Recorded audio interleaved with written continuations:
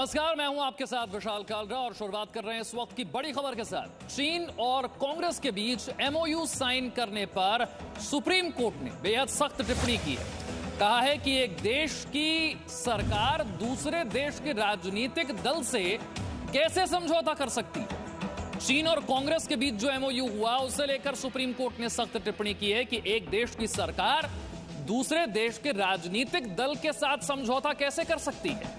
एक देश की पार्टी और एक देश की सरकार के समझौते के बारे में हमने कभी नहीं सुना है।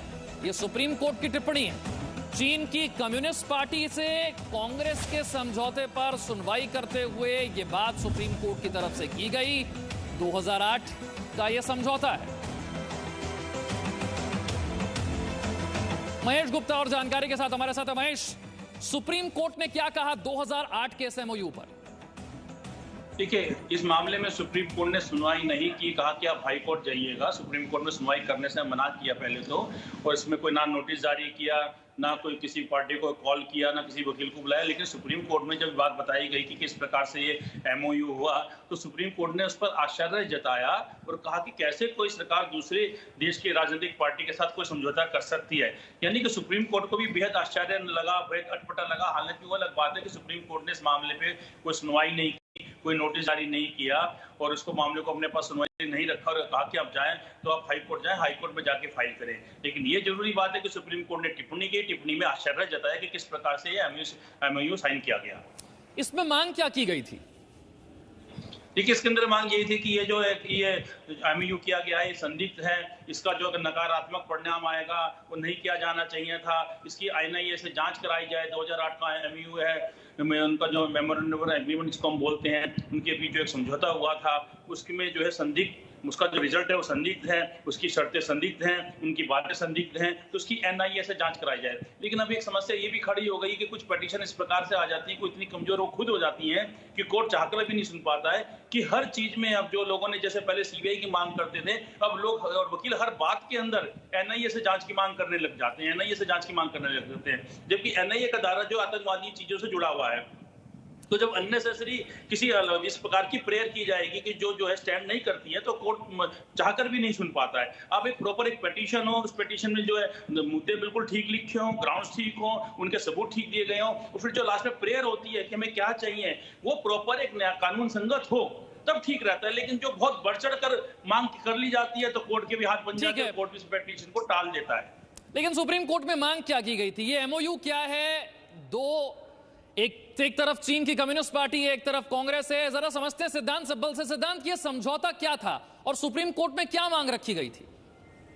जी हाँ, मैं आपको बता दूं कि ऐसे समझौते होते हैं पार्टीज के बीच, कांग्रेस के बीच और जो चाइनीज कम्युनिस्ट पार्टी के बीच जो हुआ है। मैं आपको बता दूं, उसका एक लेटेस्ट एग्जांपल बताता हूं। जैसे नेपाल की जो नेपाल कम्युनिस्ट पार्टी है उसके बीच और जो चाइनीज कम्युनिस्ट पार्टी है उसके बीच बहुत सारी इंगेजमेंट हो रही है।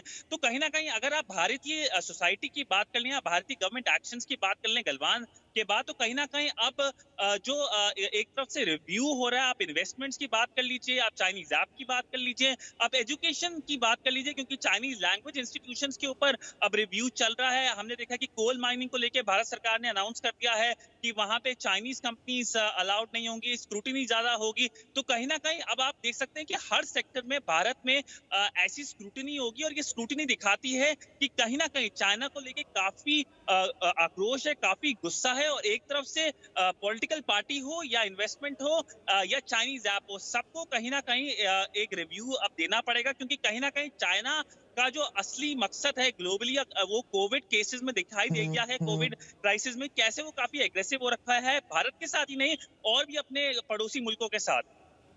देखिए सिद्धांत, यहां पर जो बात हो रही है वो ये है कि चीन की कम्युनिस्ट पार्टी और कांग्रेस के बीच समझौता कैसे हो सकता है। आपसी सहयोग के लिए, जानकारियों के लिए सुप्रीम कोर्ट ने भी कहा कि एक देश की पार्टी और एक देश की सरकार के बीच समझौते के बारे में तो हमने भी कभी नहीं सुना। जी हाँ, मैं आपको अगर बता सकूं पार्टीज के बारे, जनरली नेशनल लेवल पे पार्टीज के बीच में एग्रीमेंट होता है, जैसे मैंने नेपाल का एग्जांपल दिया, पर भारत में शायद बहुत ही कम ऐसा केस हो।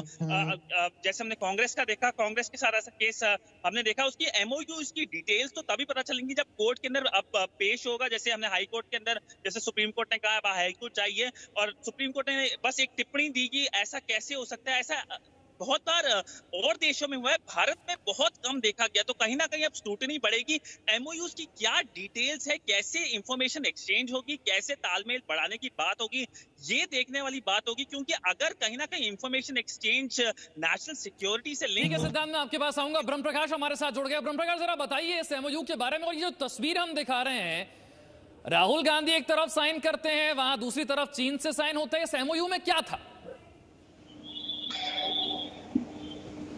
Hello Brahma Prakash.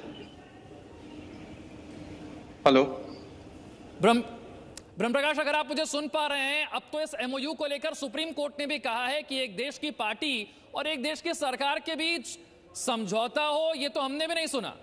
Presenting B News app available on Google Play and App Store. Download it now.